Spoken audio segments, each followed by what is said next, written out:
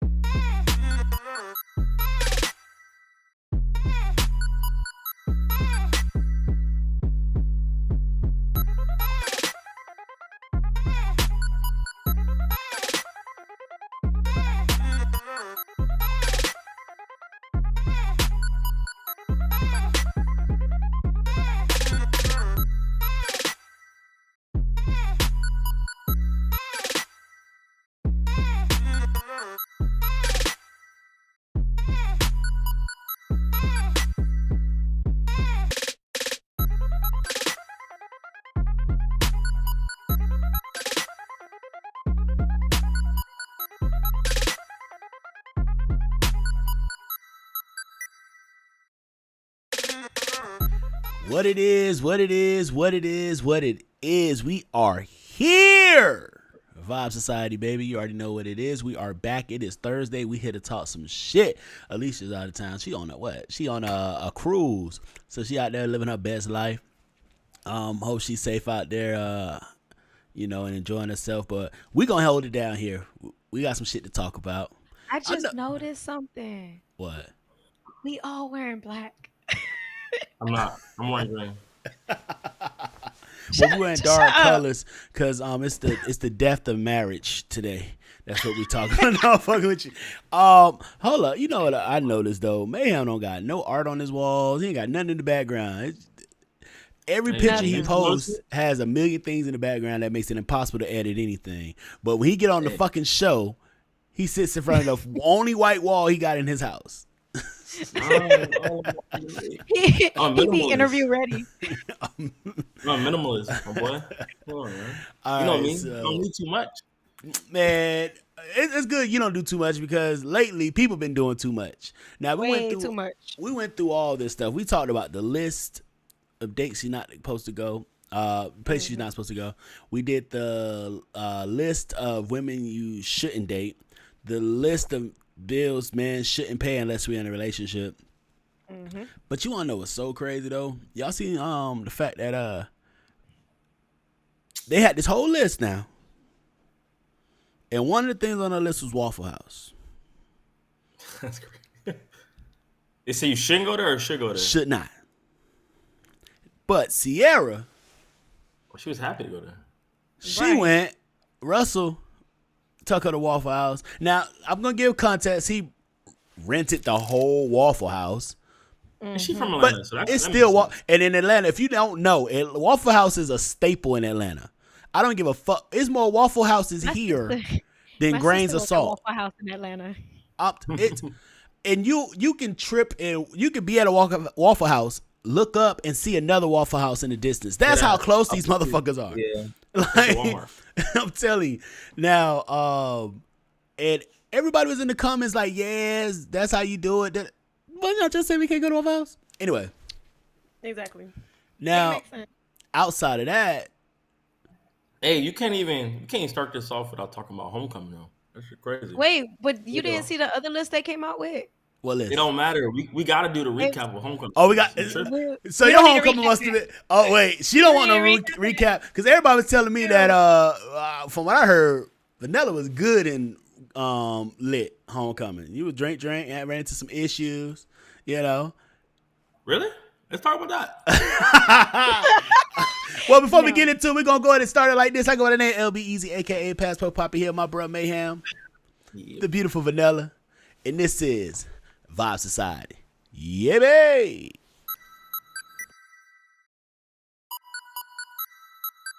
Yeah, babe. Yeah, babe.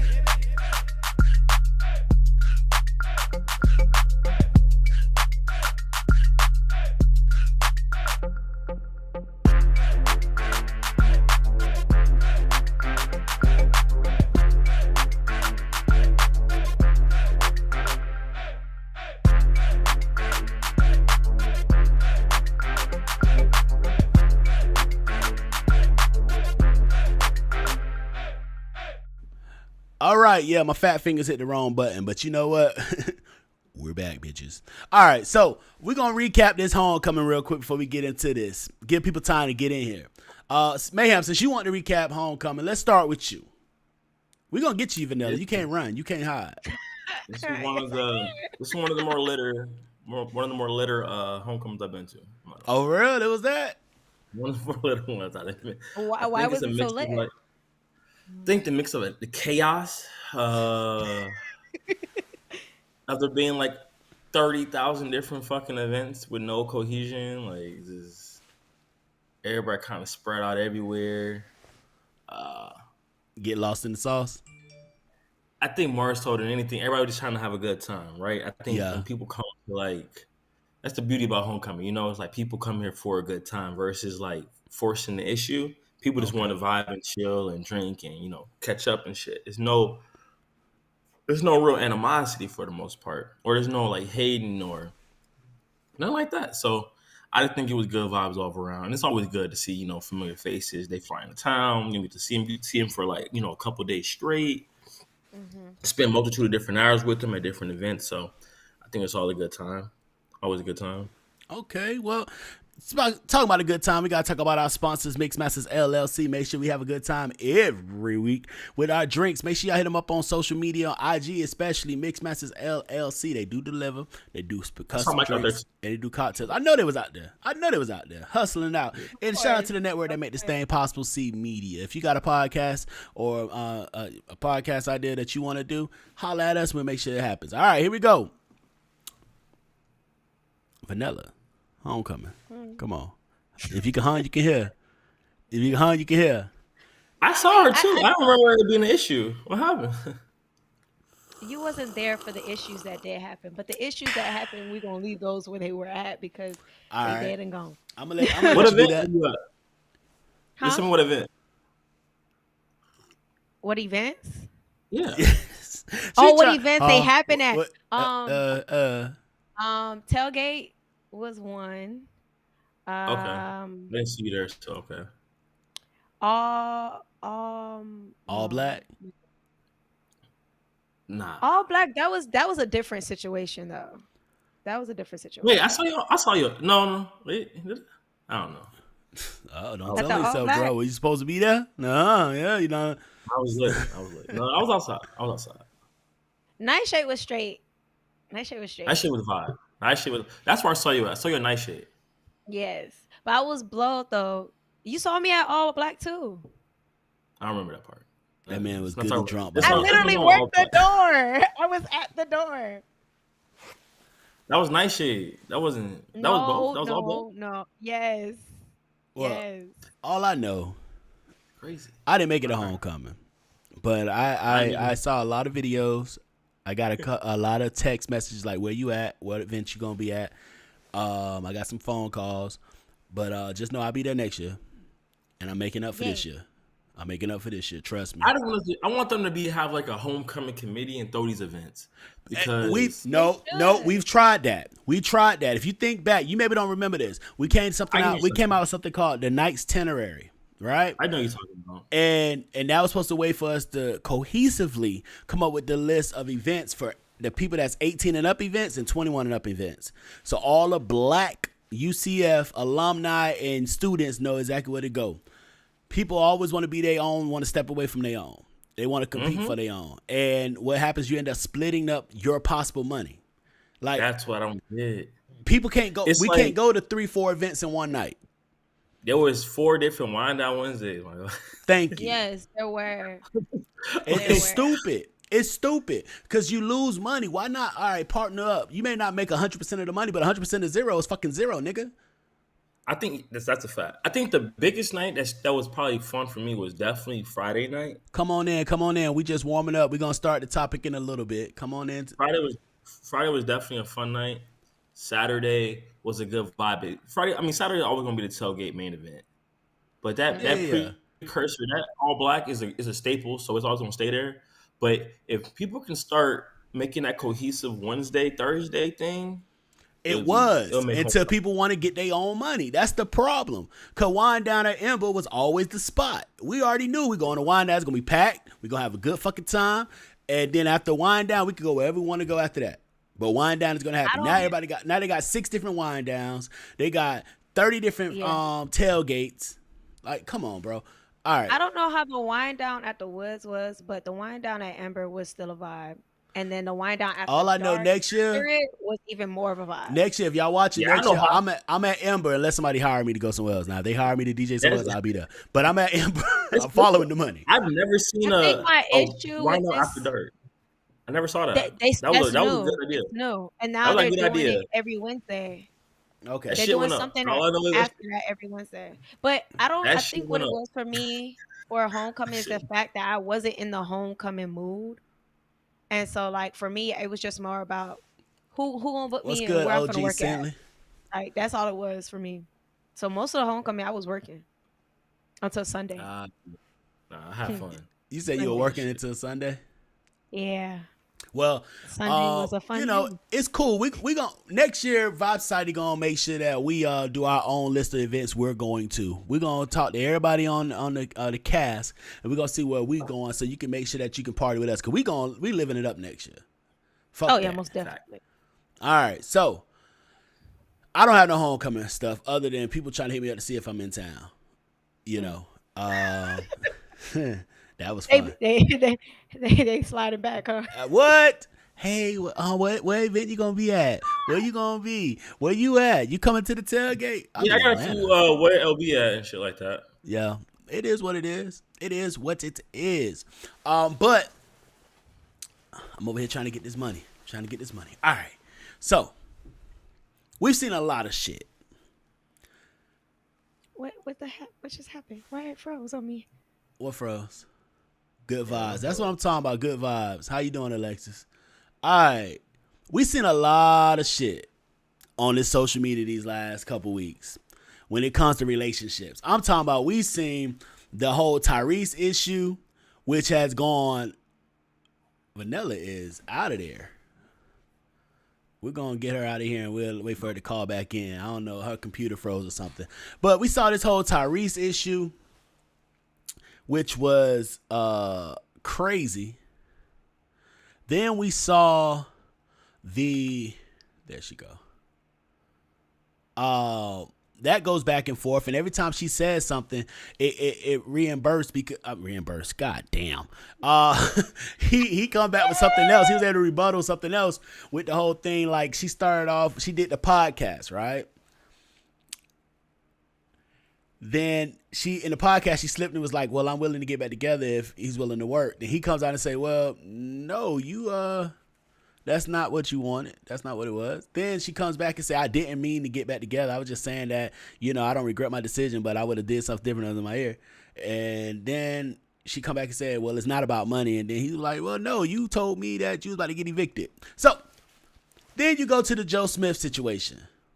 If y'all don't know Joe Smith is an ex-NBA player who finds out his wife has an OnlyFans. Bro, throw her in the trash. And when he finds out they're having a discussion about it, an argument about it, she decides to go live.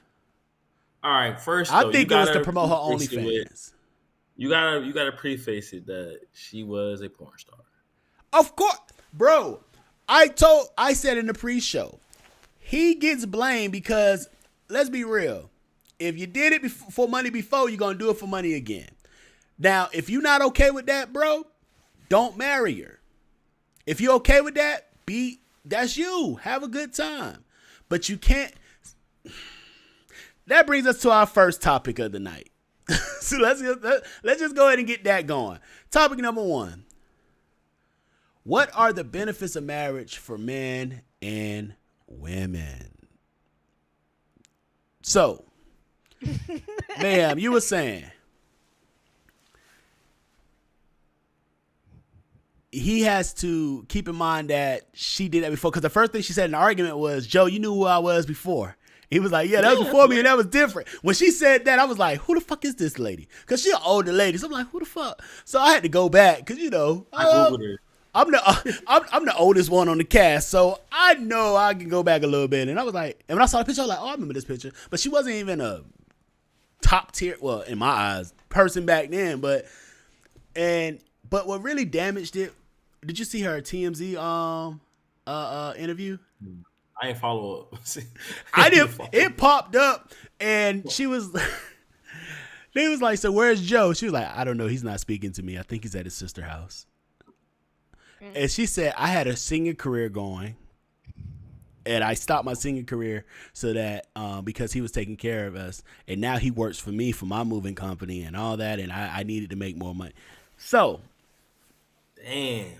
My question is this: the part that pissed me off is the part she's like, "You know, I didn't want to go back to that," and I'm just like, then why did you go back instead of finding a different route? You found a different route before. Okay, why you can't find another route? I will give her credit. She's not cheating. Yet. Bro. Let's look at the whole progression of OnlyFans models. Most of them start off with, I'm just doing the same shit I post on social media. Maybe a little bit more cleavage, maybe a little bit more, you know. Then it gets to the full nudity. Then it gets to, I'm just playing with myself and some toys. Then it gets to, all right, maybe some girl on girl shit. And then it goes, and the escalation goes because at some point, people get to the point that they get bored. Especially if you get all this free porn. So if I'm paying for this shit,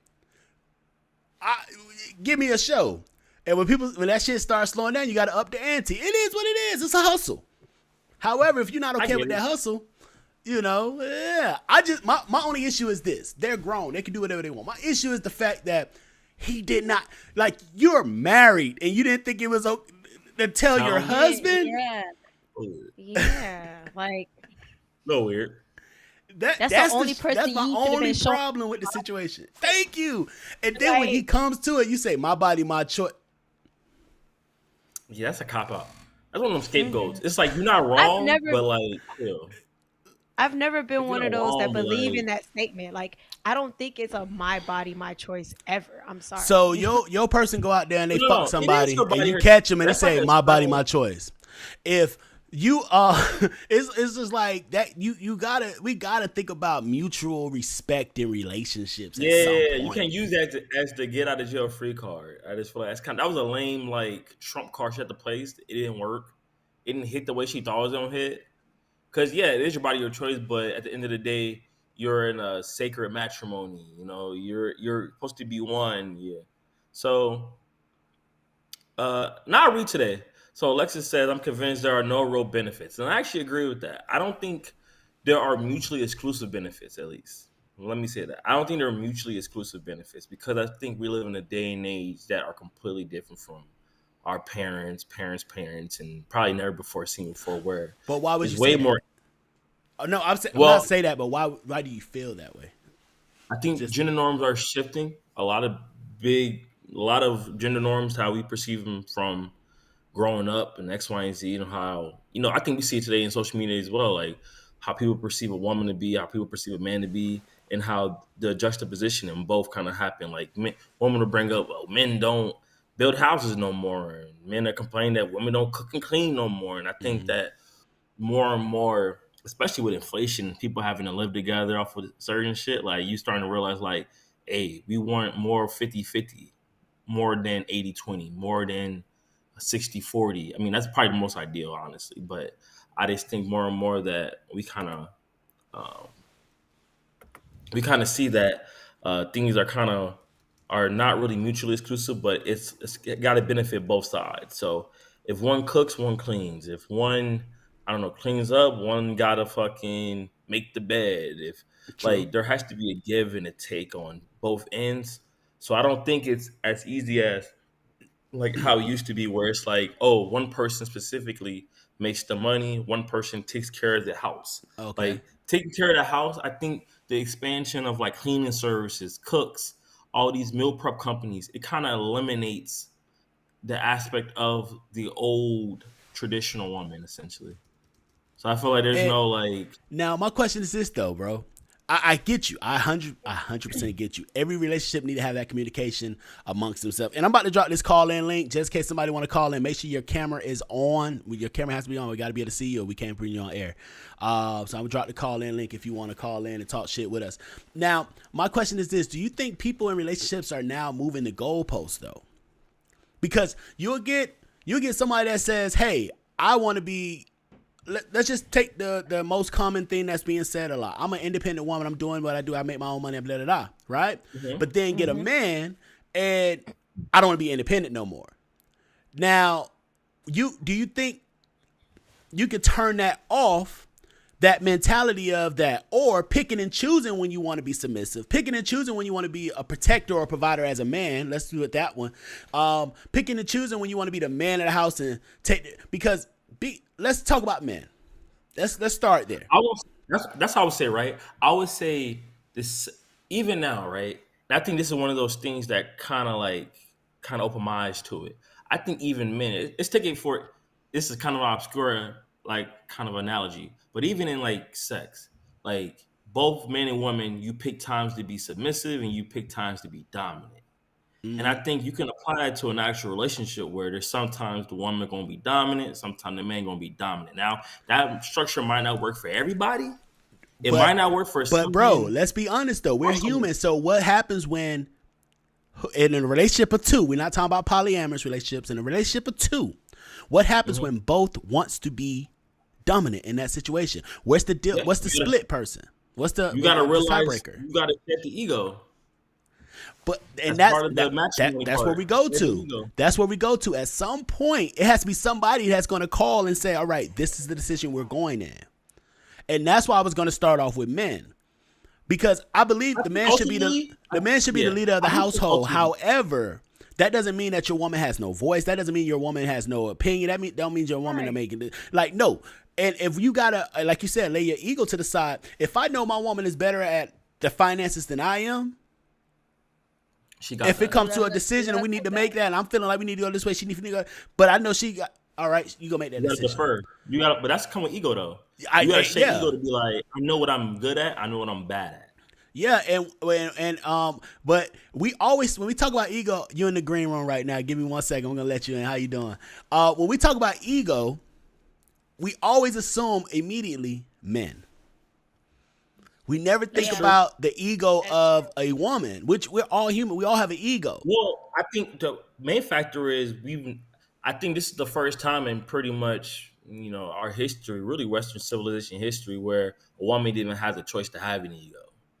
So it's like everything that we seeing now for a new woman is the first time anybody's ever seen this shit. Okay, our dads ain't never seen this shit. Our grandfathers never saw this shit. And it's like, so it's like, this is some never before seen shit where all of a sudden women, they bossing the fuck up, and congrats to them. We had a crazy wage gap before. So it's like, things are starting to even out a little bit more. Women starting to get into different roles that make more money. Okay. A lot of black men especially getting locked the fuck up. So it's going to get... Well, wait. A lot of... You know what? So we talk about women. I'm going to bring on a woman. We have a call in here. Let's go ahead and bring her on in here real quick. Let's see here. We're going to assign her in here. You ain't the fuck back. It's my baby. How you doing, Lexi? How you doing? I'm doing good in yourself. Doing great. Thank you for calling in. Now, you were in the comment section already ready to go. I'm talking about as soon as the show came on, you was in there. So, first I want to hear what's on your mind right now before we continue our conversation, because you sound like you had something on your mind. We're going to stay on the topic. Okay. So, because, Mayhem, you all right.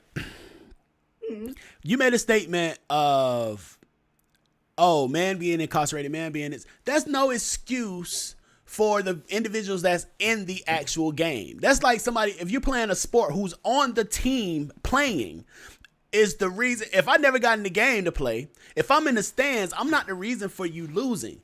It's about what you're doing. And I think that we keep moving the goalposts when it comes to relationships. We move the goalposts when it comes to marriage.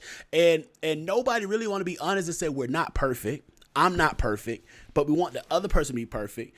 And I saw something when they made me ask this question. Are you truly the person you're showing you are while you're dating to get married? Or is that just you until things don't go your way? How many times have you heard chameleon? Freaking chameleon. But I don't think there's I think there's a difference between a chameleon and a final version of a person, though. Well, no, it's the difference between change. We all grow, but let's be real. Have we ever been with somebody that when things don't go their way, now they're a whole nother person? Hold on, wait. Alexa, I would say this though. Your hands up. Go ahead, Lexi. Go ahead, Lexi. Okay. We're gonna let you go. So, I dated somebody. Uh-oh. It was all fun and games. Like, I felt like I was coming into the relationship very healed and stuff like that. And, it was pretty good. And we got together. We decided to move in together. I done moved 3 states away from Florida to North Carolina. And it definitely was a chameleon. Like, you didn't see the true colors until you was really in the same facilities as the person. Because when I tell you it was a total 360, I was like, who the hell is this person? Like, where did all this childhood trauma come from? I thought you was healed and stuff inside. And it was not what it was supposed to be. Now, that's the thing, though. It's different between we spend a weekend together, a couple days here, a little vacation, talk on the phone. But when it's 24/7, you can't hide. I'll say this. I think there's a difference between saying that there's a chameleon versus saying like they're an onion. Like, some people just got layers, and they showing you layers as y'all go along. Like, you just don't deserve, the seed off the first rip. Like, let me peel it back layer by layer for you. Let me peel it back layer by layer. I agree to you to a certain extent. Now, for instance, I went to therapy with the person because I thought, I may have came into it thinking I was healed and things like that, but you won't know until you're actually in a situation. And to a person that thinks they're healed, you'll look at them like, oh, you're not coming to me put together the way I'm coming to you put together. But realistically, everybody has their own flaws. And the therapist said he had a lot of years of his onion to pull back. Let's look at it like this. And this, I like that you say that healed thing, because as a man that believes in therapy, I really do believe that any person of color should go to therapy. Period. Even if you don't think you got some trauma. But let's think about this. As people getting healed, like you said, there's different levels of healing, but also there's only so much. Maybe 100. All right. This shot glass here, right? I can only put so much goodness into this glass before it runs over. But this glass can hold more. And some of us, his 100%, maybe your 40%, or vice versa. So it goes right back to the point of, while we're courting, really taking that time to validate each other, really taking that time to examine that person and you don't know until you know. We all get that. We've all been getting to know somebody and thinking, oh my God, this person is this person is that. And the first time something don't go their way, first time you say no, the first time they're not happy or they're just having a bad day and it's not even your fault, you see something totally different. And that happens, that's going to happen. And I always say this, I've been saying this for years, fake breaks under pressure. That's why with me, I have my whole thing about relationships. I don't even talk about relationships till after I've known you for 90 days. It's just, we can do whatever you want to do. We can travel. We can have a great fucking time. But I'm not even discussing relationship because I know, and it always happens, within 45 to 60 days, I'm going to see who really you. We fall in love with people on their good days. And then when they have a bad day, we ask, who the fuck are they? We never gave them the chance to show us who they are. Mm-hmm. Very true. I can say, for instance, in that situation, I did not give him a 90-day period. It was more because I've known him prior to that. Well, hold on. Before, I don't want to cut you off. I don't mean it. I'm cutting you off. 1 second. I don't mean to cut you off, but they cut you off. I'm cutting you off. 1 second. Let me be clear. My 90 days is not that bullshit of, I'm not going to give him sex for 90 days. No, I say 90 days, we can do whatever fuck we going to do. We grown. We vacations, dates, all that. My 90 days is simply commitment of relationship. Everybody, no, I got dick discipline. Like, I'm not over here just fucking everybody. So it's not like, oh, yeah. Who? Name it. Everybody. Name it. I know I don't do no face, no case, but name it. I'm not backing that. I'm not backing that. All right. So, but it's just I just want to be clear on that because I hate when they be like, well, I really like him, but I'm not going to have sex. 90 days of having sex is not going to change if the person going to date you or not. I'm stating 90 days before y'all start talking about, now, if y'all decide y'all don't want to go that far, then don't go that far. But it's about locking in because the problem a lot of people have is once they get together, it's like, well, we spent this much time. Well, we invested this much energy. Well, I moved here or they moved here or they did this. No, we should do relationships like friendships. If we vibing, we vibing. If we not, we don't fuck with each other no more. But go ahead. I'm sorry, Lexi. Go ahead. Like, I'm like, real. She said, I was with you until at the end.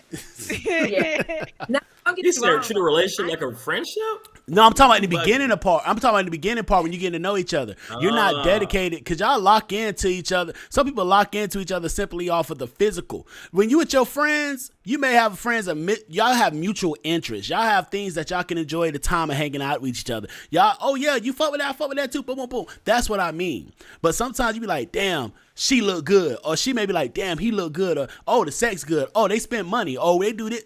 It got to be more than that because eventually that shit slows down. Life happens eventually. But that more than that comes over time, though. It don't come with 90 days. Exactly. More of what come over time? Like finding out more. Like you got. That's because you choose not to. Most people do it first. You gotta. When was the last time you really got to know people for like date? Thank you. Ask the right questions. Most people don't even ask, when the last time you did this? When the last time you did that? Have you been this? Have you? Most people don't. They be like, what's your favorite color? What you like to eat? What's your favorite place to travel? What is your typical time frame to date before you get into a relationship? Are you asking who? Me or Lexi? Or all three of us? We'll let Lexi answer first. She was like she was ready to go. And don't lie, because somebody watching gonna be like, no, it was 3 days. My man. Bro, all right, she was coming right into comments about hard eyes and shit. First day. First of all, I don't leave comments. I don't even post you until I feel comfortable, like it's a solid thing. Okay. Oh. Yeah. So, all right. So, as far as me, I feel like I can't give you that answer because I'm a Libra. We live in love. We can't help. Oh my God, we got the Zodiac killer on the line. When they be like, I'm a Libra, girl. We got the Zodiac killer. You know what? You know what? I'm gonna let you have that. You hit him with that Grand Rising. You hit him with that Grand Rising, Lexi. Every morning. I knew it. Oh no! Where my sage at? I got some sage. Oh, it's in the other room. Don't do it right. You gotta get the Palo Santo. No, on God though, for real. You I really got some incense though. Let me get my incense right. We got Lexi on the cast. Let me. No. I'm really asking this question. You really say Grand Rising? Like you take Grand Rising? Everyone. Oh, she said her man words of affirmations in the morning. Sure do. I be whispering it in his ear. Oh, let him know you gonna be great. You one of those people that think like morning is like a double entendre. She don't say woman, she says woman. But no, honestly, all right. So let's do this then. Vanilla, what's your time period you think before relationship?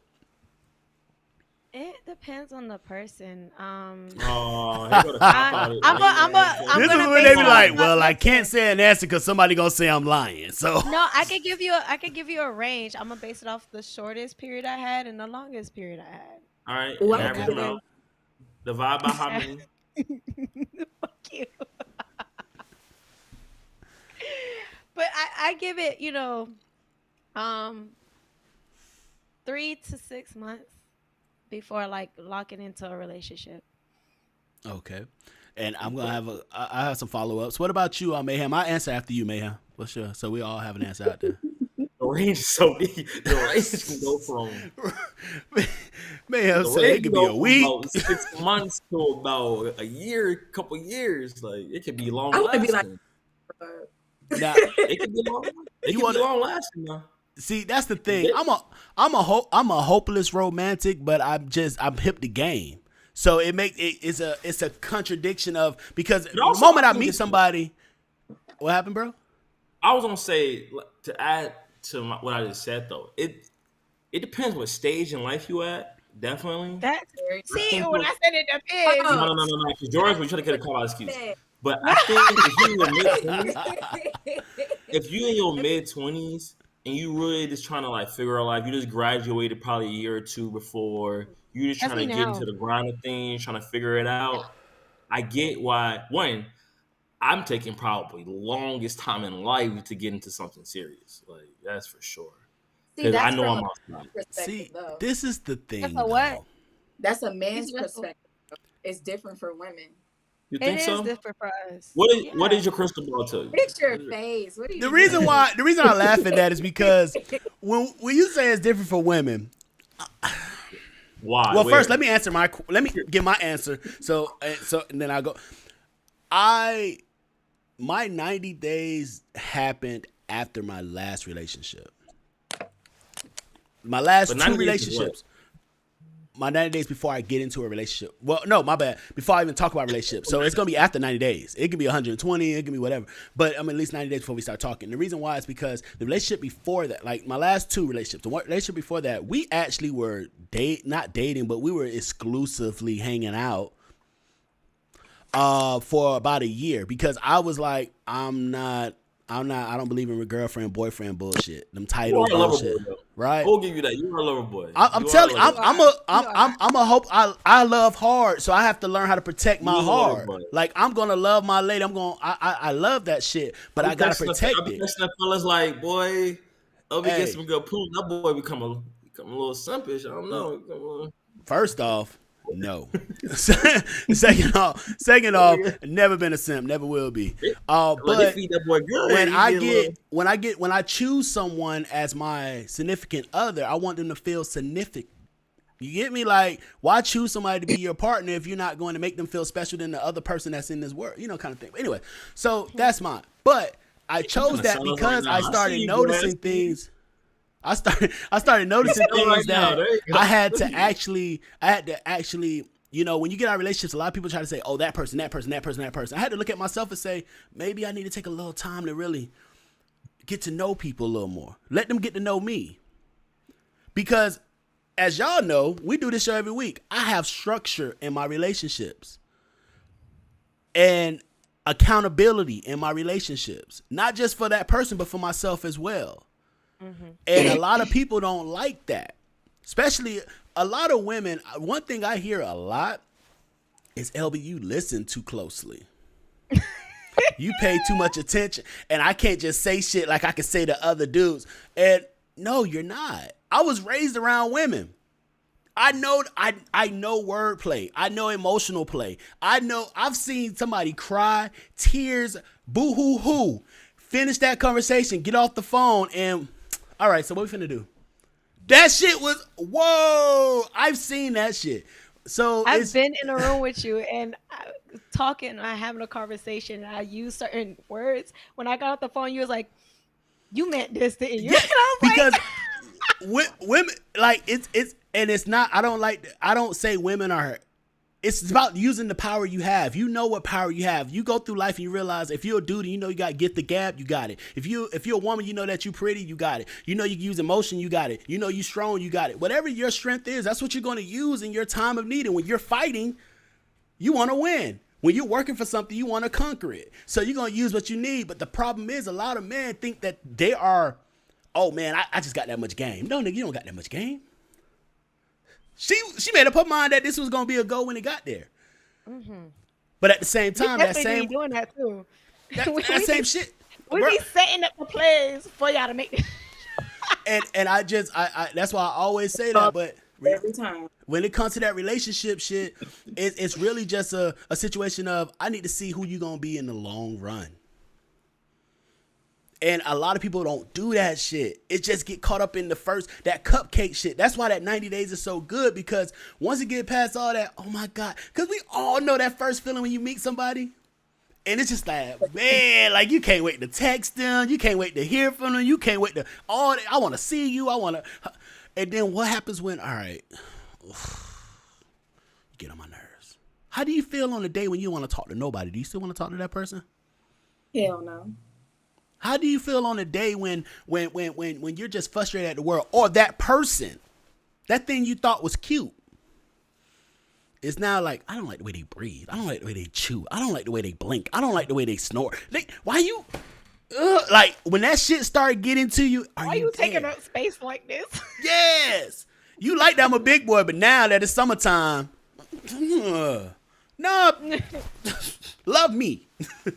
But and that's all. I'm just saying little things like that is we have to take time to do that. But now you have women that they don't want you to take time. Most women get to a point where they say, I like you. What are we doing? That's what they think in their head. I like you. We're doing this. We're doing that. What are we? That's what get to that. When women get in relationships, it's a achievement in some sort. When women find out they're in love, it's a wow factor. When women get married, it's I'm married, I'm a wife, that's my husband. When all those things happen for men immediately think of the responsibility that comes with it. Not saying it's a blessing to have somebody that you can say that's yours, but we think I'm in a relationship. That means at this point, the moment I say you're my woman, that means I will die for you. That means if something happens, it has to happen to me first. The moment we get married, that means that my life don't matter at all. My wants are second to my family. And you know who leads that? That's my wife and then my kids. What will happen to women? Oh, that's my husband. Most women get married to think all this pressure I have in my life, now I got somebody to take that burden, half of that burden, at least half of it, if not all. But who's going to help that man? Who's going to help that man? A lot of women think like that, but not all women think like that. I see your face. Yeah. A lot? Okay. A lot. Like, I know that's not us, but they out there. And Hey, man, kiss my ass. You love including yourself in that. Vanilla says she take care of her man. He's saying it as in like the female population. That's not just all females in general. I can give you that. I can give you that. We have that percentage, but not all women are like that. A lot, for instance, you say they have that, oh, that I'm a wife or that's my husband. Mm-hmm. For the right woman that has the right mindset, whether they want to see it as a 50-50 or not, it's really a 50-50. Like you said, it's a give and a take at the end of the day. So you can't necessarily just say, oh, it's like the weight of the world on your husband's shoulders. You put yourself through that. That's where communication comes in and you talk to each other about it. Can I ask you a question? Let me ask you a question. society. What's the number one thing that's happening? What's the number one conversation? When we talk, let's just go through a couple of them. The 50-50 conversation. Mm-hmm. We here as men. First off, let's just go from boy to man. If you had a man in your life, or if in just in society, you're told this is what it is. Even as a child, ladies first. That's a girl. Tell your mama the food's good. Tell your mother she's pretty. Like, we're taught to elevate you all. Now, there's some ain't shit motherfuckers out here. Let's be real. I got some homeboys that ain't shit, and I tell them they ain't shit every day. This nigga raised his hand. Nigga, you a change man, boy. You a lover boy now. You on my squad. You on my squad now. You over there. Yeah, dear. You get off the show. All right, I'm gonna go. Yeah, we know. But she probably sit across to him right now. She looking right across like play for real. But but that's what we're given most of the time, as little boys, and we're raised, and you respect the woman, which you should do. For the last 30 years, and I'm just speaking about black men. I'm just going to speak about, for the last 30 years, it has been okay to say black man ain't shit.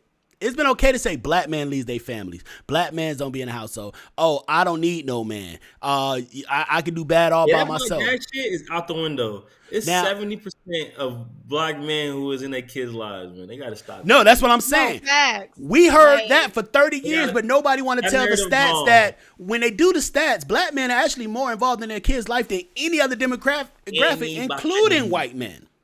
Anybody. It be these baby mamas, no cap. Then when we talk about, even on that, you remember we did the whole talk about it.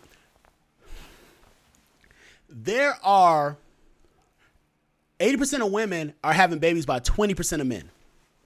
Meaning, your baby father most likely is the baby father of other women. Mm-hmm. So there's a list of men that don't have any kids at all or are married to the mother of their children. Bless you. So it's just that narrative. It's been okay to have that narrative, and then it goes to the whole thing, and I have no problem with a woman getting money. Get your money, boo-boo. Get your money. Go out there and get it out. I want you to go out there and get it. I want you to be as great as you want to be. But if your greatness, just like I tell the same thing to a man, if your greatness comes from you simply putting down somebody else, or you trying to devalue somebody else, how great is it? Because at the end of the day, we see all the time a list of women that say, I don't need man, until they need a man. They didn't want a man to stand up for you. You don't need a man until somebody kick your door in at 3:00. You don't need a man until you calling your male friend because you driving home late at night. Somebody is a little nervous. You're a little nervous. You don't need a man until, all right, these bills getting a little hard. These bills hard for everybody. And it's just like, we want to be more than just the financial decision. We want to be more than just the friend. Why you think? I can promise you, every woman that said they don't need a man got at least a male friend. When that tire go out, when they need that oil, when they have an issue with their car, something around the house need to be fixed, all that stuff. And it's okay. It's okay. But just admit it. That's all I'm saying. Because, man, we're not going to say we don't need women. But we will say we're okay with not having the stress of a woman. Because every woman is not this way. But, however, it's cool for a woman to say, you got to make this kind of money. You got to do this and only this.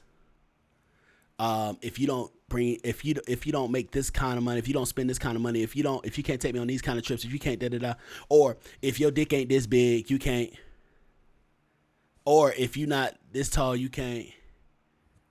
But let us do a body shaming. Let us do if your hair, if your face, they're gonna cancel you ASAP. Let us say you got to be a size this. Oh, we don't do guts. We don't do bellies. Oh, it's we okay don't do for love a woman handles. to have ridiculous standards, but it's not okay for a man to. And that's my only thing, and that's what has been. So a lot of times you have this situation of relationships simply because the moment that we start saying, all right, well, got Fruity Pebbles. y'all can't tell me this shit not real. This shit not unrealistic. Some of these fucking requirements that are required for men to have without even being your man. She in the kitchen. Okay. Oh shit, what you cooking? She getting snacks. Fruity Pebbles. She about to pour a bowl of cereal. She get some cereal. No. I felt like I needed to get my mug too. Okay. She finna put Fruity Pebbles in the mug. Some hood shit. Put Fruity Pebbles in the mug. I'm not gonna lie. On this topic, I actually called my dad and I asked him, "What are the benefits of marriage?" You know, we got some questions. He's in his second marriage. Okay. I'll see disqualified. Okay. Nah, he got two women to choose his responses from. The first marriage was with my mother, and I know the backstory to that. And honestly, we know the backstory to that. Now I'm playing with you. You know how my mama is. I know how your mama is. Okay, so we gonna let her be what she be. But I asked him, and he gave me 3 responses. He's like, there may be more, but the reasons I can say that a man would marry, and he was speaking in a general sense, not for himself. Yeah. He gave me his personal answer, but I'm gonna keep that for myself. That was a bonding moment for me and him. Okay. He said for just to get married, just because that's a goal of theirs, and they found somebody that they're okay with being in that predicament with. He's like, that's the least likely one to happen, though. Okay. He said for someone who's already in being consistent with sex and knowing that they can consistently get sexually pleased by that person, and for love.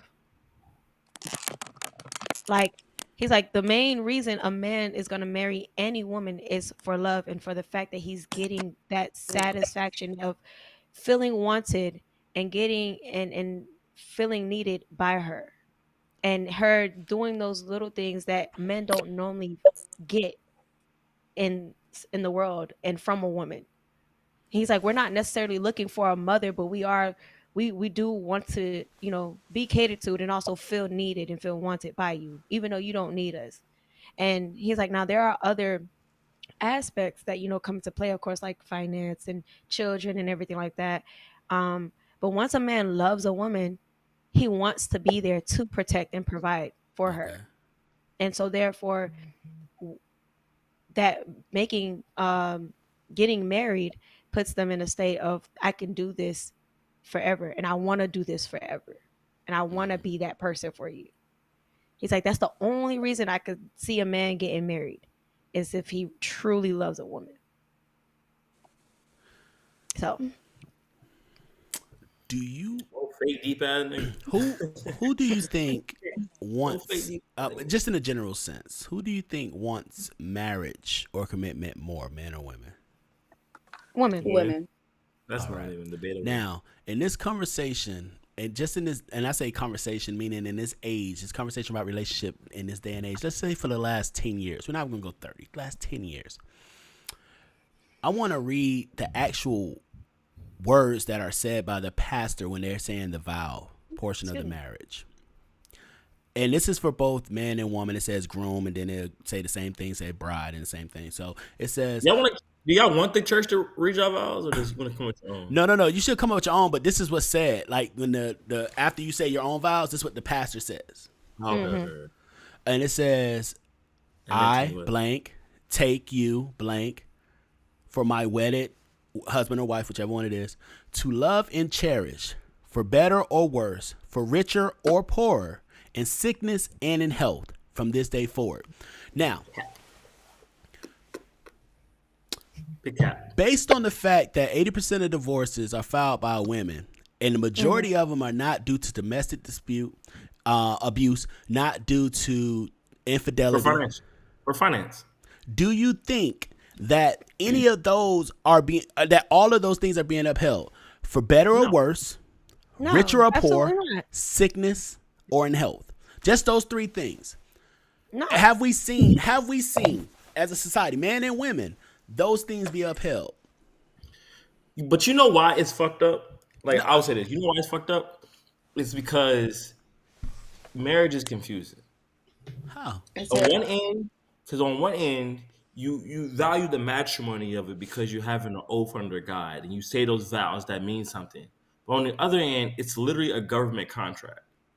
So Well, no. You can make your own contract. That's called a prenup, and both people can do. Because if you don't, the state put the contract. So you can create your own contract. You definitely can, but there's always loopholes. In every single thing, there's loopholes. Like, nothing is like, even in prenups, I've seen people get around them. So it's like, I can see how it was. Well, that difficult brings us back to like, my original point. But go ahead and finish. I want to have my original point. But go ahead. Yeah. Go yeah, ahead. I'm just saying, like, I see how it's like, it's a juggling act. It's like, on one hand, if I'm a savvy business person, like, and I see this sinking ship in, I'm jumping the fuck. I'm taking my W's, and I'm we out of there. Like, we out of here. We're not going down. He's the advocate for the toxic women out here. No, this ain't the Titanic. I'm not staying. No. I'm out. That's the problem, though. That's we made a commitment that and I'm gonna look on this part. I'm gonna say it from this part forward. I'm not gonna say me. I'm gonna say her. I made a commitment that I would cherish her for better or for worse. Meaning, I'm marrying her right now, and I think she's the best woman in the world. That's the reason I marry her. But you know what? If tomorrow she is not the best woman, if she's going through some mental health issues, if she has baby and postpartum syndromes, if she has this, if she gains weight, if she whatever it is, I said I'm gonna still love her with all my fucking heart. The next thing is I will for richer or for poor. Wait, on that on worse. Now it says worse, but what she get worse sir? You don't say that now. Hey, you don't say that now. Get in the cut. This nigga stupid. This nigga say worse. Hey, I bet it's some relationships where it got bad, then it got worse. So, all right. Worse. Well, that communication is key. Can I give an example? Go ahead. But it's not a woman. It's from a man's perspective. No, that's cool. That's cool. Okay, for instance, y'all say for better or for worse, right? Mm-hmm. But in that situation, right, you see where you're being the supportive person, you're being there for them, you holding their hand, you taking the steps to try to make it work, and you still see the toxic tendencies happening. Now, are we wrong to divorce because we're trying to protect our peace? Now, let me ask you this. The first thing I'm going to ask, the first thing I ask is this. You don't want to hear it. Oh, no. I'm going to ask this because it's going to help him answer your question. Because I'm pro-marriage. I've always been pro-marriage and pro-family. That's why I don't have kids. I don't want a baby mama, I want a wife. I don't play that. And when I say I do, I'm saying for death do us part. One of us going to be dead before this shit is over. So I ask this because the first thing I say in that situation is, did y'all take the time to really get to know each other before y'all got into a relationship? That's one. No. And that's going to be your first problem. But let's keep moving. The second one is, was he there when you was going through your shit? Because a lot of times what we'll find out when we hear these conversations is, we even heard on the show one time, the woman said, he loved me when I didn't know how to love myself. But once I learned how to love myself, I realized he wasn't loving me the way I need him to love me. So this man was able to love you through your down part. The way you wanted him to love you. I'm sorry? I didn't hear you. My bad. He wasn't loving her the way she wanted him to love her. Correct. Now, the thing about it is, some people will use you, men or women, will use you when they don't got nothing else going for them, mentally, physically, emotionally, whatever it is. And then when they get up, then they say, well, I could do better. They's just some fucked up people. But we have to still take accountability. Even if I have an ex that I say, she was fucked up for that. She was fucked up for that. And Vanilla, you know who we talking about. At the same point in time, I have to still take accountability that I didn't do my part of making sure I took the time to get to really know the person before we move forward. So But once you say that's the thing. Marriage vows don't mean shit. Because the moment that, like you said, well, I feel like I'm being the support person. Well, what if the shoe was on the other foot and you was the person that was always down and going through emotional things, and which happens, especially like I said, postpartum, is a real thing.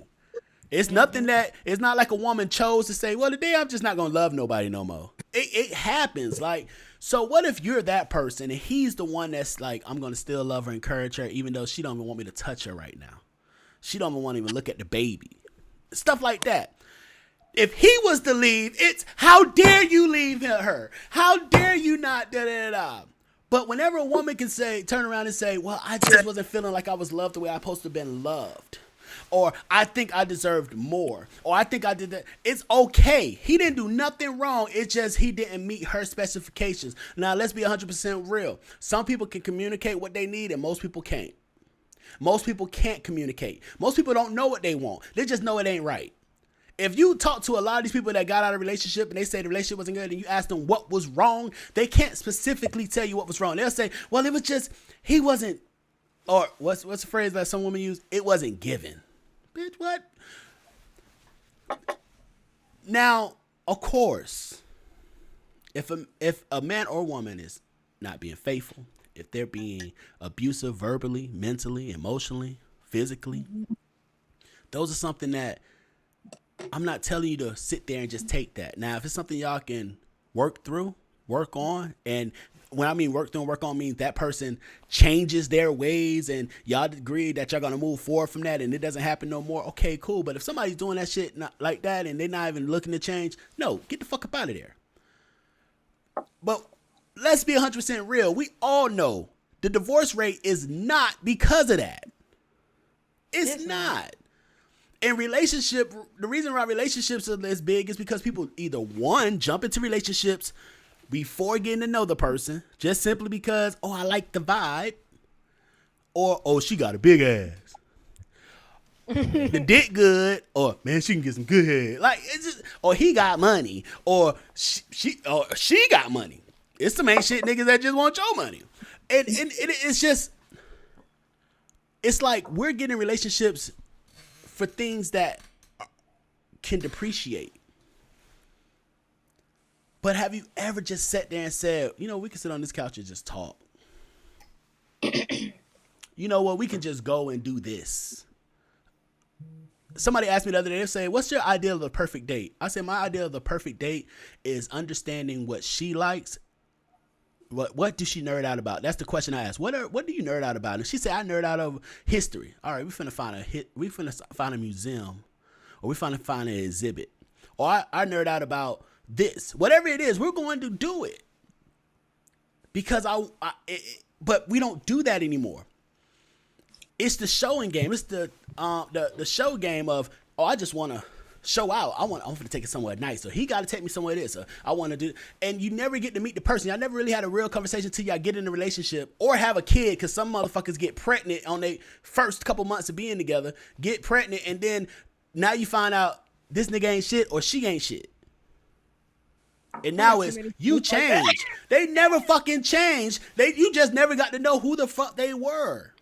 Mm-hmm. And we go through this whole thing of, oh, well, I'm healed now, or I was young and I did this, or no matter.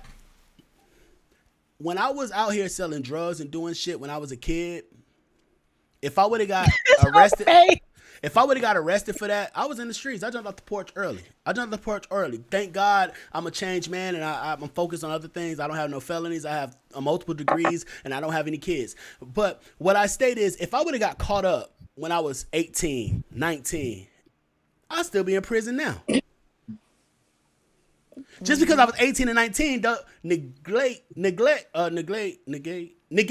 the fact that I did something that was wrong. I still had to be accountable for those actions. And we try to say now, oh, well, I was young, stupid, da-da-da. Baby girl and baby boy. You are an adult. You made a decision to do adult activities, so you have to take the adult accountability and deal with the adult consequences or responsibilities that come with them. Mm-hmm. Any feedback? I agree 100%. I saw the finger. I saw the fingers. Mm-hmm. You know, and that's why I say, what's the benefits of marriage for men and women? I asked that question because I am a man that I grew up saying I come from a broken home. My dad's parents divorced. My mom's parents divorced. My mom and my dad divorced. My sister divorced. My brother wasn't married to the mother of his children, and I seen that. That don't mean them bad people at all. That just means the situation wasn't what it was. But I want something different. You know what? But I don't see the benefit of it anymore. I realized a lot of the comments that we're receiving are looking at a lot of the negatives, because there's a lot of negative benefits from getting married and then divorcing. But there's also a lot of healthy benefits, like you finding that person that you can confide in, finding that person when you are actually down bad, they still got your back. And it goes both ways. Finding that person that's providing and protecting you, and for the man, finding that person that is allowing you to be yourself and be comfortable and be vulnerable without throwing it back in your face. Mm-hmm. Like, there's a lot of healthy benefits for both when you're looking at it from a positive aspect. But a lot of people ain't shit these days, and you tend to have, when you think about it and you bring up benefits, it immediately goes to, well, a lot of women marry because of financial reasons, and then if things go south, she could take half if not more of whatever he got. And looking at it from a negative aspect, looking at it for a man, is the only reason he gonna do it is for love or sex. You think so? Huh? I don't know. Go ahead, man. Oh. I don't think men. I see you, Lex. I think this idea of men thinking that we are always the breadwinner, or we are always the financial person, or just the typical rubric to what a man and woman should marry for is out the window now. Mm-hmm. We in 2023 going to 2024. Every case is different. No, that's what I'm saying. But I think that people are still programmed to think that, because you see it a lot on social media too, where men be like, yo, you older in life and you still allowing your lady to pay for things. You must be, and it's like, you see that a lot. And it's like, which way do you want it? Do you want me to be a man who could uplift a woman who's empowered already, who's already in a position of money, and me be on her support system? Or should I bring my ego into the relationship and be like, damn, I could never date a woman who made more money than me because that makes me feel less of a man. I don't give a fuck. So it's like, but you surprised Go how ahead, many that money, babe. It's all, my biggest thing is the respect. Fuck the money. Yes. Now, if you making that money means that you're gonna make you're gonna respect me less, then I don't want it. You can have your money and be alone. No, I feel that. No, I completely agree. I agree with that part. But I'm talking about, there's a lot of men who literally couldn't stomach the fact their woman makes more money than them, and they go to that ego fact. They think that breadwinner is attached to being a man. And I think that that's why when you say the benefits of marriage is it's up in the air right now, because it's shifting. There's a shift coming right. There's a shift that's been happening for years now where men don't have the upper advantage and is saying you be my wife, I can financially take care of you. Inflation. The financial switch. All right, that's what I thought you meant, the power of marriage. Because at the end of the day, most women ain't gonna ask no man to marry them. So that power is always in the man's hand. But the financial switch. Lex, that's the biggest case of divorce. I'm going to the biggest case of divorce. Would you ask a man to marry you? Look at her. She thinking. She said, no. I kind of asked in the sense of, I think it's time that we get married. How do you feel about this? She ain't getting enough. And also, do you want your man to say, I do? You get me? Yeah. Oh, yeah. Hold on. Pause. Me personally, no. I would not propose to a man, but I'm not against other women doing it. More power to you. We said you. We said you. We said you. We could have ended that. So that's a no. Okay, that's a no. But look, I want to piggyback off of what Vanessa said. So I had a situation with a guy that I've known him for how many situations years. Mind your business, love. you all up in my face. You listening to the wrong words right now. Hey, man, remember I said women talk, you got to read between the lines. You're not supposed to catch that part. Continue, please. My bad. Gosh, that just offended me. Hey. But it's okay. He offends everybody when they come. Every female, it's okay. So look, check me out. This was somebody that I had talked to a long time ago. Never did any funny stuff. It was just more of a understanding because therefore me and him did have plans on getting together. But, military, separate places. Cool, whatever. Oh, you see this. Pin pal boo. Stop. It wasn't even me. Like I said, I'm a lover. I would have stuck it out. Y'all be the most ruthless ones. Keep going. Let me hear you. I'm sorry, because the lover, we got an alternate side. Nah, she said military. Any woman who dated a military nigga is an ex. Keep going. Rule number 1, man, never date a woman in the military. But keep going. No. Date a perfect side chicks. Any girl who dating a man. Oh yeah, side chick, never your main though. God. If she in the military, don't make her your main. Now if she out, then y'all could talk. But while she in that motherfucker, she fucking somebody.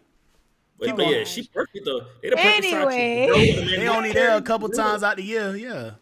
But my bad. The girl in the military, they always the ones who respond to a DM. They always the ones who go, "Oh, I got a boyfriend, but he away right now." It's Lex, you see what I gotta do every week? My bad, Lex. Go ahead and finish, Lex. Let me hear you about this situation you was in. Y'all not like y'all now. We love you too. Keep going.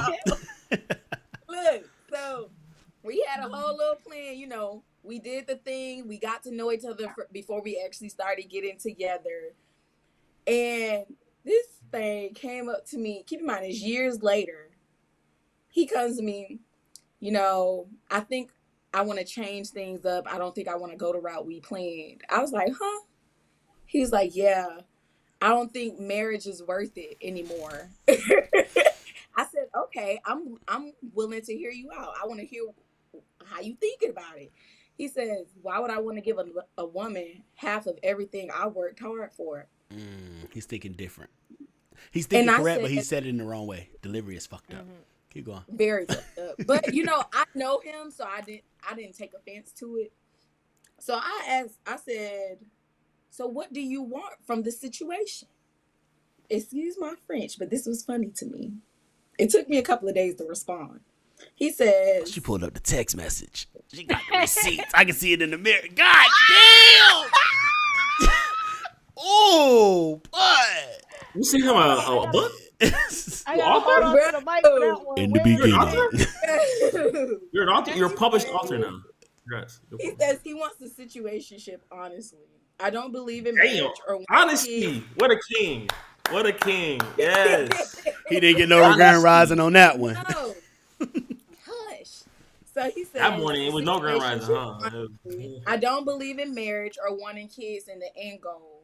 I want to travel a lot and be once I get out of the academy. Cool, whatever. He said, I don't want a relationship right now because I know I don't want to deal with the maintenance, commitment, obligations, responsibility, and consideration or titles of one. Okay. I want to travel, eat. Huh?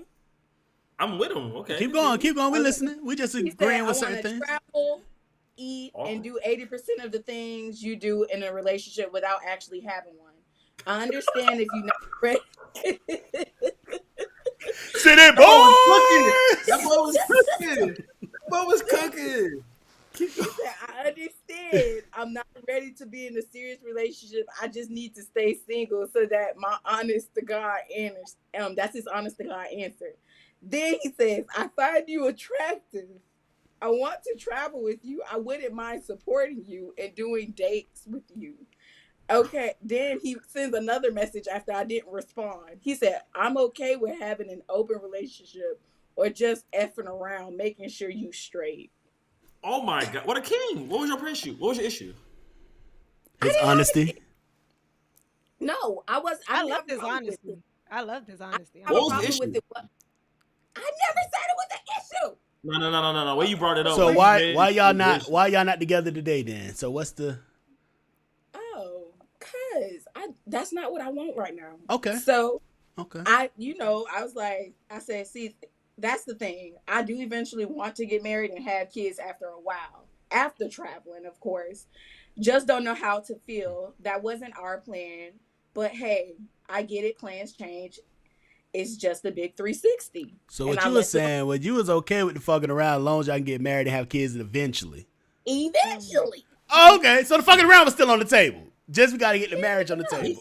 Right. She said, hell yeah. She want to see that grand rise. Hers sound like she just came up with that. I don't know. His sounded a little... I don't know. She wanted to come up with that at the top. First off, I think me and Mayhem, like, he was honest and shit, and I appreciate him being honest, but his delivery on certain things was just like... I thought that was my playbook. I thought that was my playbook. Says the man in the relationship. We got on FaceTime one of these this past week or... Cintley, I see your comment. I'm going to post them in a second, Cintley. I'm going to pull them up in a second. Go ahead. He says, oh, so you don't want to try to give this a chance? Give what a chance? You just said you don't want the obligation or responsibilities. But he also said that he find you attractive. He'd like to go on dates, travel, and fuck. And keep it open. She said, so okay, cool. I wish you well. My answer was to him. Well, my question was to him, are you going to be fucking other people? Oh. He said open. She want to hear the words. She want to hear the words. Are you fucking other people? Like, I need to know. Because I'm there. I don't like doing when he sent that, he was already fucking somebody. I'm letting you know. He was already fucking somebody. He was maybe fucking somebody while he was texting that shit like, yeah, so But keep in mind, we're not together. So why were you tripping?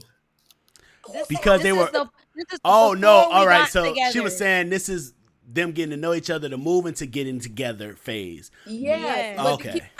Years in the making at this point. Oh, years in the making. He's military now. He out of the military. He done finished the fire academy. He just, he just graduated. But now he's bringing all of this to me. And I'm just like, okay, Oh, so y'all been doing this while he was in the military the whole time. And now that he about to be off the... No, he was fucking the whole time he was deployed. That man was like, now he done... The man done been all the way Korea, Japan, Germany. I don't think he been... First off, he black? He black? Of course he is. All right, so... I'm gonna let you know, all my black fellas, if you touch down anywhere in Europe or Asia, we got you the fellas some slack. What was she doing? In the Wait, no. I'm gonna go there. I'm just trying to speak to my black kings out here. If you touch down in Europe and Asia, trust me, boy, you are treated like a king. What? So if you single, take a trip to Europe. If you're single, keywords. If you're single. You say what? You say what? No, man. No matter what you is. There. Oh, they don't care what you is out there. I'm just saying, black men don't cheat. So go over there. Hey, is there such thing? Close your mouth, Lex. I don't know this. Fly gonna fly in it. Close your mouth. International waters. Is there such thing as cheating? But no. Different hemispheres. Do they count? Different hemispheres. Do they count? Once his penis touch another coochie, is cheating. So a throat don't count. A throat, anus. Lexi, you single? Everybody like Lexi single? All three. Baby, I can't fuck you, but I can get some head. No. So if the meat get wet. Hey, how big is the hour change? If it's a 3-hour difference to that, I get you. Because if it's 8, my rule is this: I don't ask nothing of you that I can't do myself. Because I don't want you going somewhere and then fucking somebody. So I'm not gonna go somewhere and fuck somebody. However, we're okay with it. He said, "Don't be the type that's gonna." LB's gonna be the type to dick you down real good, so you want to come back. Oh, you got to, man. Every time I was in a relationship, it was so funny. It was always, if I'm going, they finna try to wear me the fuck out. And they don't have to, because I'm not going to cheat, because I don't want you to fuck. If I'm out the country, that don't mean you don't got no opportunity for dick here. If I'm not... the most opportunity, I'd be confused. And you know when I come back. You know my flight schedule. So you got whatever weeks. Me up from the airport. So you can get Dick and come pick me up from the airport. No. So I'd be like, you don't got to. Hey, but you should be scared if you travel. You should be scared of what your woman doing back here. Not what you doing. Ex niggas. And the thing about it is, she don't have to go find new niggas. The niggas are already here. Oh, the pool is here. But nah, it's that whole thing. But nah, before you go, in any healthy relationship, let's put the toxic shit aside. Any healthy relationship, yeah, before your person goes somewhere on a trip, business or with the fam or whatever it is like that, empty them out. Make sure they good. Make sure they good, and then while they on the trip, y'all should be having some FaceTime sessions. Like if they're gonna be gone for more than 3 days, ain't no time for that. Man. You said depending on what? Ain't no time for that. Hold on, who said depending on something? Somebody said depending on. So I'm about to say, I don't care if you sharing a room with somebody. There's a bathroom. You doing too much. Did you pack that? She be on the phone. Hey girl, I put that rose in your bag. Go ahead and get that and go in the bathroom. Let's do this. What? What? I need my lady good all the time. If I'm there or not. What now? Go in the bag. Yeah, and I charged it for you, baby. Go ahead and go in there and do that. Go ahead and do that. She saw that shit at TSA. To the side. Excuse me, ma'am. There's something in your bag we need to check. It's something in your bag. Just. Should have been mad at me. They have recently comment. She said it's mostly beneficial for splitting costs, taxes, legal, and health reasons, and it's likelier for them to stay together because a divorce is harder than a breakup. That's a fact. Shit. Not if you have kids, because the court's going to automatically, if you don't have a prenup, going to give custody to the wife unless you can prove that she has a drug addiction, an alcoholic addiction, or abusive history, and she's going to guarantee to get money on that. So it's more of a financial reason for most women to leave a marriage to a man. Next, she also said, I think when a woman gets married and changes her last name, she technically changes her whole identity, and men don't think of this. All right. Let's speak on that. I've seen women who do, and I've seen women who don't. Would y'all change y'all last name? Would y'all change y'all last name? Y'all get married? Yeah. I said I wanted to hyphenate mine. Oh, that's the same as not changing. Hold up. What career field are you in? You don't have to say where you work, but what career field are you in? I work in banking. Banking? All right. Teller. The reason why I asked that is because I can understand if I have a wife that she has to have some kind of licensing, like medical field, legal field, something like that. I can understand if she's in the entertainment business and her name is a brand. I can get that. But if not, your last name is my last name, because what that does, what people don't realize is the reason for that change is because it's proven that you have a new covering other than your father. Mm-hmm. Your parents are no longer covering you. Your parents are no longer responsible. And it's not saying you're going to do some fucked up shit, but your parents are no longer responsible to make sure that you're good. That's not my responsibility. And my kid's not going to walk around with no hyphenated name. I wouldn't do that to my kids. But if you're doing it, then why are they not doing it? It's cool. You just got you got to have a husband that's going to give you a reason to say, you know what, I'll take all your name, baby. It's just a reason. It's a reason that can always change. It's cool, but that's just my whole. I don't know how I feel about that. Feel about what? A man taking on my last. Oh no!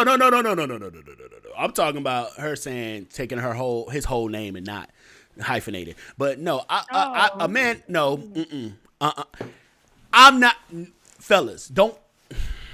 That's worse than moving in with a woman. And y'all know how I feel about that. You don't move into a woman's house. The way First argument. If you moving in with me, we must be putting the deed in your name.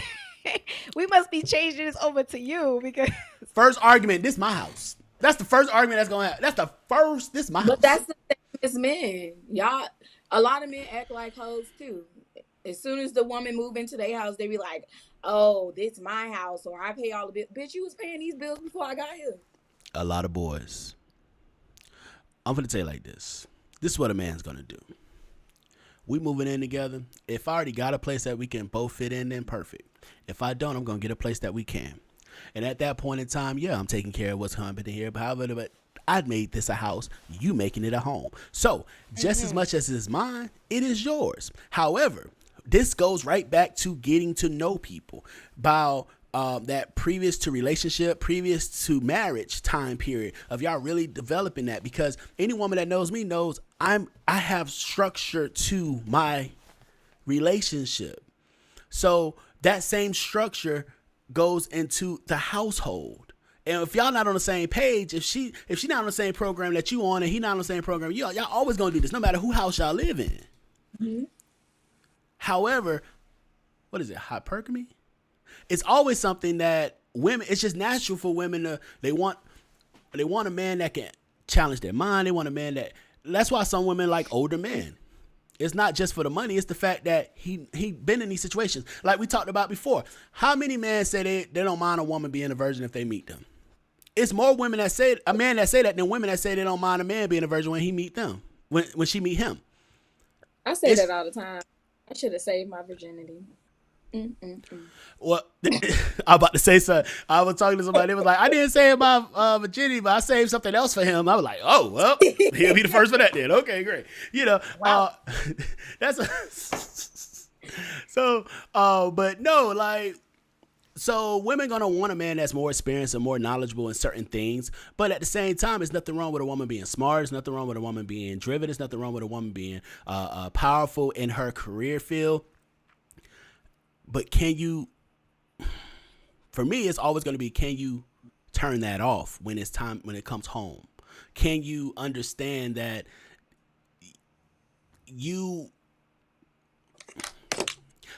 I start off with, there's only one pair of pants in this relationship, they my size. If that's not good for you, I understand that. Have a great day. But that doesn't mean that you don't have a voice. Matter of fact, your voice is more important than mine, because though your voice may not be heard to the outside world, your voice is the one that governs how I'm moving. So and any of my ex can tell you, if they told me, hey, I don't like this about this situation or that situation, I said, all right, I got it. I'll take care of it. I'm handling it. I'm going to be the bad guy in that situation. I'm going to be like, no, we're not going to do this. This is not going to happen. She don't have to raise her voice. She don't have to do that. That's how I move. That doesn't mean she don't have a voice. Matter of fact, if we didn't go, it was because she said she didn't want to go, but I'm saying, no, we're not going. So I'll be the bad guy. But you got to we got to choose who's going to be the leader in this relationship. Mm-hmm. We're going to choose who's going to be the quarterback. We're gonna choose who's gonna be the coach. We have to choose that. You can't have two people calling plays.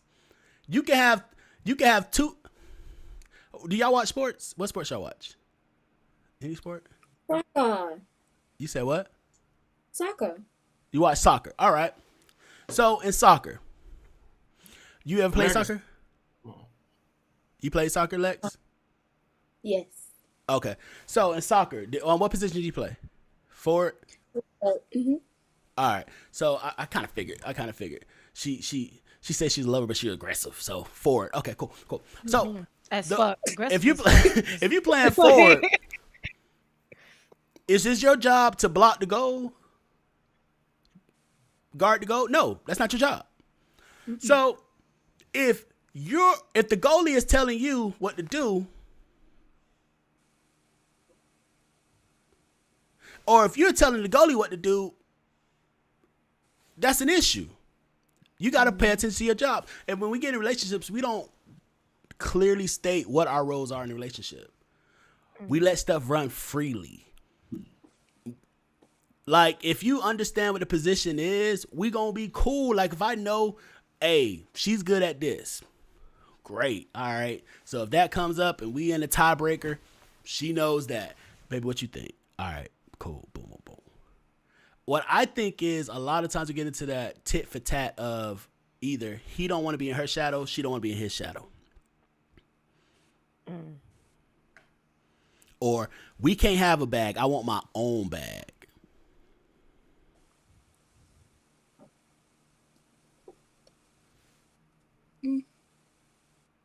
I heard it. I've always prided myself on being the neck in the relationship and not the head, because I'm not meant to be the head. I'm here to be the neck. She said I'm a strong neck too. strong as fuck. This nigga man said you heard. See, and that's the thing. and that's a great mindset to have. But in this day and age, that's not what it is. And it isn't what it is. Especially when you have a situation. Somebody was like, "Oh, well, if I can make six figures, then you should be making six figures." Well, let's stop and think. And it was like, well, more women are making six figures than men. Let's stop and think. If we actually go to the stats and take away any kind of sex work, OnlyFans, stripping. I didn't even know OnlyFans was making that much money. Well, most of them don't. But they're a group that make a lot. A foot fetish. Foot fetish. That's a whole other story. I was gonna manage some people with that one before. Anyway, but if you take but if you take those things out the equation, that number drops drastically.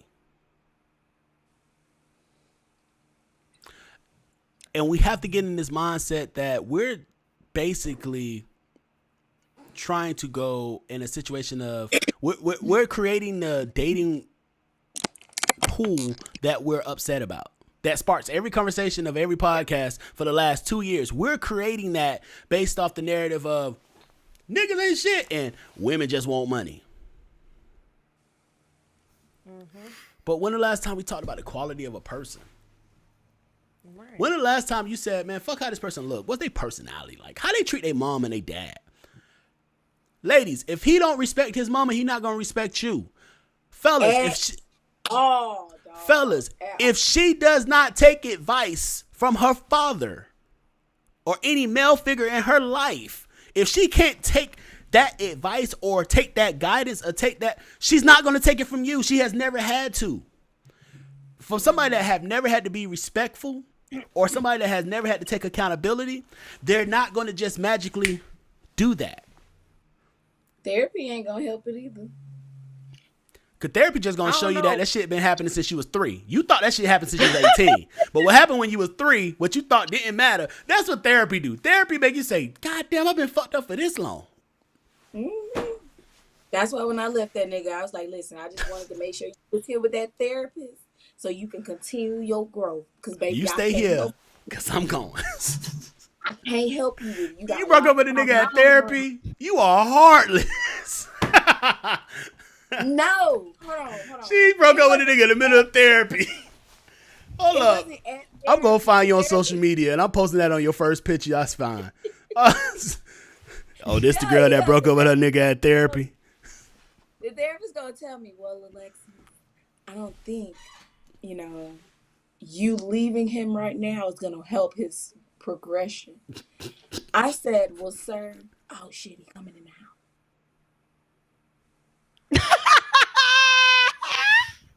Oh shit! Oh shit! This is going on right now. This is going on a clip. Oh God, this is going on a clip. My forehead is foreheaded. Oh my God. She say, hold on, he walking. I'm thinking this some shit was back legs. Oh no. But no, how could you be so heartless? Oh God. She gonna go close the door real quick. Let me just. No, I'm checking my ring camera. Oh God. See? She on the whole show. That was garbage, man. Oh, now she gonna talk her shit. Go ahead, finish talking your shit. No, so look. You done made me forget what I was talking about. You broke with this nigga at therapy? Oh yeah. No, you gonna make me cry. That shit going on the clip. I'm sorry. I'm cutting that clip. She was like, and then he walked. Wait, he coming in right now. You talking about this nigga right now? No, because it's like, for instance, he had so much going on, and it's like he was pushing that on me instead of like, I'm here to help you. I'm helping you grow. I'm taking the time to stick by your side and help you through your trials and tribulations. And you doing nothing but projecting onto me, baby. That this a bit too much. This is beyond my powers. This is above my job description. We ain't even married yet, and this is hard. This is beyond. It's above me. This is beyond me. Okay. Oh God. I just want him to get the way he gotta be. I told him I ain't closing it off, but if you come back by 5 years later and you healed inside and out, we might. I don't know. See, and that's the problem, fellas. That's the problem right there. She'll be in a whole new relationship with somebody else, and here he come, and she gonna be like, "No, I'm not." You gonna answer that phone call? You gonna answer that text? Listen, I am traumatized. I don't need nothing else. No time. The way you heard that ring, Cameron, was like. You saw the trauma. You saw it. I said, wait. She was about to turn the phone off. She was like, hold on, wait. Oh, no, wait. He said he wouldn't be home till 11.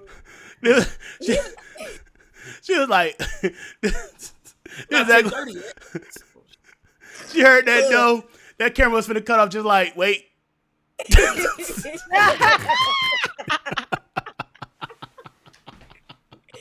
No, I wouldn't have hung up. Hey, baby, how you doing? No, I'm not gonna lie. All jokes aside, genuinely, like my mama said, it's easier to give up on a relationship than it is to make one work. But it's only so much you can try to put into a relationship until that person just that olive branch is at its nub now. It ain't gonna grow back no more. It's only so much you can do. And her question was to me, do you still see yourself making a family with this person? I said, truly, mommy, no. She said, well, that's a problem. Do y'all believe? Well, let me ask you this. I know yours, Vanilla. I'm going to ask you this, Lexi. Are your parents still married? They are. Okay. But they talk to him crazy. Okay. My question is this. Do y'all believe that a couple should stay together for the kids? Hell no. No. Okay. My parents wasn't together when I was in middle school. They were split up. They didn't get back together until I was in high school. Now, I'm just asking. It's harder, but I don't think they should. I feel like there's healthy co-parenting. Now, do y'all believe marriage is death do you part? Or is it until shit get too rough and I gotta go? I prefer death do you part. There's a way of viewing it, whereas you see they're not on the same wavelength as you and they refuse to give you the effort you're giving them. I believe in death do you part, but you got to be willing to put in the work just as willing as I am. If I want to give death and you willing to give life, we on two different terms. Well, then that means that your respect, your love, your patience, your loyalty is all conditional. So why would you turn around and then tell a man that you want to be married? If you're saying that we can get married and still I can say, I'm requiring you to make this promise to me, but I don't have to uphold that promise to you. That's how I look at it from a person that believes that marriage is going to be, when I say I do, I'm only buying one ring. I have never bought a woman in my life a ring. No promise ring, nothing. I'm buying one, well, two, because you have to buy the wedding band in there, but I'm buying one ring in my life. That's it. That's me. Now, if you want to leave and you don't want to fight for this, I'm not going to force you to stay, but I'm not leaving this. So, but I take it just as serious as I'm not getting into it.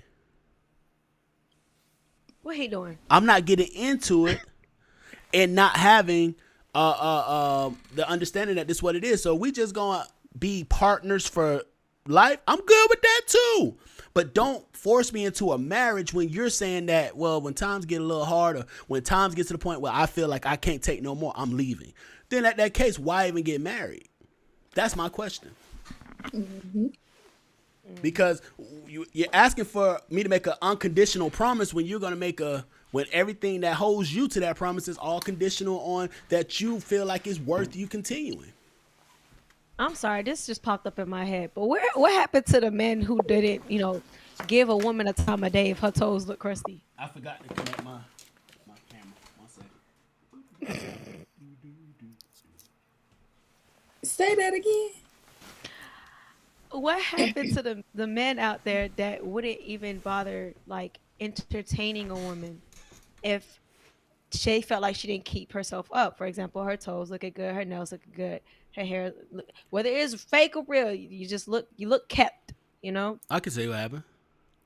Y'all got better at makeup and making yourself look better. Y'all got better at selling yourself. Let's be real. From the 90s to now, it's a whole nother. A woman can look like me and then come on the camera and look like y'all. Like, no, like that shit is witchcraft. That's what has happened. You seen those videos with the Chinese people with the stickers and stuff on their face? Like, the shit's crazy, and we don't know until it's. They have a whole different nose shape. It kills me. It's some people that wake up before their significant other, just to put on their makeup, so they never see them. Look how they look. And that's insane. The shit's crazy out here. It's crazy out here.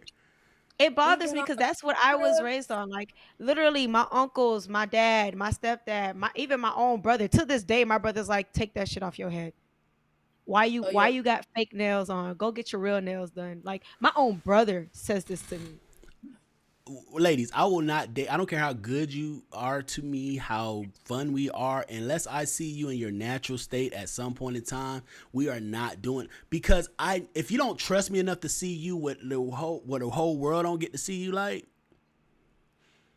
that means I'm not seeing something. It's a part of you I don't know. What else inside of you I'm not seeing? No, but you don't see too much natural of me. You don't see me way too natural. You don't see me I see you natural as shit. Boy. I seen you take that bitch off like a basketball cap. What you had said, Lexi? When you said that, it popped into my head because that's what she looked like earlier. Boy, y'all see me on here pulling this thing up. Like, come on now. She was like, showtime. Wait, it's when I FaceTimed her back. I was like, damn, you put that wig on fast. All I seen was braids and a wig cap. I was like, she's like, but I was like, we look like this every day though. Mm-hmm. She's like, you right. Either she got that pink that pink thing on, but that's the thing. The version the world see, that's only 2% of the time. No. What I'm stating is, y'all gonna tell me that y'all don't have a friend that every time she's around a dude, what I was gonna tell you. That's what I'm saying. Y'all see the shit, but we don't see it until we done committed, and now we like, wait, who is this nigga? I literally have a friend that we can literally be going. Mm-hmm. Well, me and her not friends no more, but we could have been going to the store. We're not going to get no niggas, no nothing. Oh, I gotta put my makeup on. For what? But then again, my mom also is like that. She said you won't have to, if you already ready, you won't have to get ready. She said, I'm not going to go anywhere. I don't mind a woman that likes to do herself up. I used to date a chick that she would wear heels and dress up for everything. All I'm stating is, when we at the house, you can't be normal around me. I want to see your natural. I have girlfriends that still don't fart in front of their boyfriends. I want to see the blimp. Nah, see, pretty girls fart be stank. All the pretty on the outside is nothing but ugliness inside. When y'all motherfuckers fart underneath the covers, a nigga be dying. Like, who the fuck is the nigga that broke into the house and farted underneath the cover? But I want to see the blemishes. I want to see the mist-toned skin. I want to see the fact that your nose ain't even. Whatever it is, let me see the true you. Don't like, y'all go through metamorphosis and then say that we fake. Toxic twin, you ain't got nothing to say?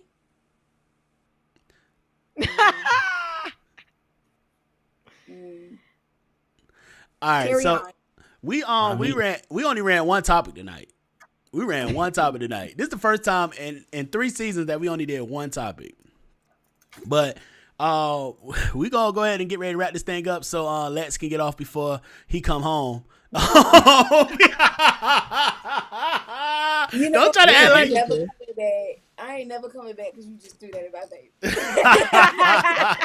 We know that's a lot. Gaming chair. Yeah, I peeped the gaming chair. She in his gaming chair. You know what? Next time I come, I'm gonna bring his ass on here. Hold up, you in his gaming chair? No, that's Pink. That's hers. This is mine. Okay, gaming chair. Okay. Hey, I was looking at it earlier. I was like, is that the same one? No, it's not the same one. I'm a big boy. I need a big chair. Like most of the gaming chairs be too small. Big.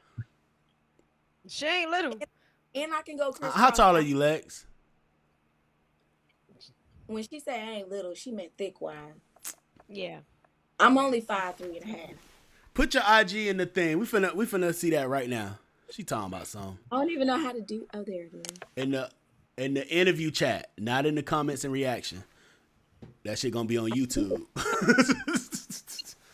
Where do I do that? How? It says guest chat. Guest chat. Oh, okay, there it is. You want me to put it? Okay, Yeah, put it in there. All right, so while we wrapping that up, next week we're gonna have Alicia back on here. Lex, we definitely gotta get you back on the show. You was a good conversation. We're gonna get you back on the show. Just make sure that he working or he gonna be out of town, so we don't have to cut the show short. No, she said she gonna bring him on. Yeah, that's what she say, but she go a whole thing. I think that we need to be patient with each other. You know what? You really coming for me right now, but it's okay. When I find some dirt on you, I'm gonna be throwing it out there. Ain't nothing to hide. Let me know what you want to know. I'll tell you. Anyways, let's see. I've been working for this man for since 2019. I ain't got no dirt on this. I learned a long time ago. Let's stop lying and let's just be who we are. It is what it is. So you want me to leave? Bye, guys. Oh no, you can stay. You can stay till we finish on. I had to leave. She trying to get off before you get home and try to blame it on me. You can leave if you want to leave, but you're welcome to stay till we get off. I know when he gonna be home. You didn't have it about 5 minutes ago. You had a heart attack. Because I was confused as to what was going at my door. Oh, so you talk shit when you're not home. Okay, cool. So, now. She showed up to talking shit when he done. Okay. She just closed the door. Oh no, they in the same. They be in the same room. Y'all broke up and still sleep in the same bed. Oh, you toxic. You toxic. You toxic. Miss Leo. Oh, you in North Carolina, huh? Badly. Oh, that's this situation. She kept saying the situation. Let's see it. Girl, you don't need no big chair. She tried to make it seem like she need a big chair. You don't need no big chair. Listen, you dainty. Since I moved up here like this. You dainty. You dainty. Girl, you better go get you a little Barbie chair. As long as I can crisscross applesauce in this chair, I'm okay. Shit, my big ass haven't crisscrossed my legs since the 4th grade. I meant to say first. All right, so, but definitely thank you to OG Sentley for jumping in the comment section. Thank you to Lex jumping on this mode. She started in the section heavy, and then she called in, and I fuck with that. Most people be scared to call in, so we definitely gonna get you back on here because you have something to say. Anything you want to say before you get out? You say what? I be listening to y'all from the sidelines on her cell phone. We appreciate that. Anything you want to say before you get up right out here? Right here on the phone listening. Oh, that's who you be. Okay. Okay, now we know. I'm going to, hold on, I got you right here. Boom. And don't use that clip. All right, so. You gonna get me caught up. All right, let me know once you move from Carolina, then I'll use the clip. I'll wait until you move. I'm coming back to the baby. I'm coming back to the O. Well, you and Vanilla, y'all have fun at the O. Mayhem, any last words, bro? No. What about you, Vanilla? I'm good. Man, we only ran one topic. That's cool. So we got 2 topics for next week. Cool, bet. All right. We're going to get up out of this thing, man. Once again, thanks to Lex for jumping on. Thanks for Sentley. Your input is always appreciated. And until next time, I go by the name LB Easy, a.k.a. Passport Poppy, here with my brother Mayhem, the beautiful Vanilla. And this was Vibe Society. Yeah, babe.